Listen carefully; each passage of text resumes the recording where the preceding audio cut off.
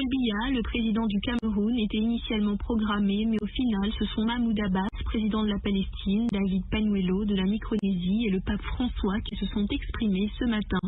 Par contre, hier, de nombreux chefs d'État africains se sont succédés pour s'adresser à l'Assemblée. Mahamadou Issoufou du Niger, le président ivoirien Alassane Ouattara et Roch Marc Christian Kaboré du Burkina Faso ont été suivis par Denis Sassou Nguesso du Congo et Alpha Condé de la Guinée qui brigue un troisième mandat le 18 octobre mais n'a fait aucune mention de ces élections dans son discours. Ma délégation exprime le souhait de voir figurer dans la déclaration politique sur la couverture sanitaire mondiale l'inclusion du principe de l'accès universel à la santé publique. Nous n'avons rien ménagé pour construire un monde en paix et en sécurité à léguer aux générations futures. Toujours hier, Faustin Archange Touadéra de la Centrafrique, Évariste Ndayi Chimier du Burundi et Ali Bongo du Gabon.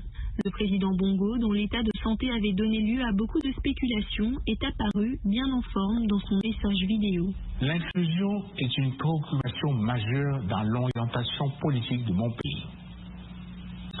C'est toute la portée du programme politique pour l'égalité des chances que j'impulse en faveur d'un développement plus juste, plus équitable, revalorisant les femmes, les jeunes, les personnes les plus vulnérables, afin que personne ne soit laissé en marge du développement de mon pays.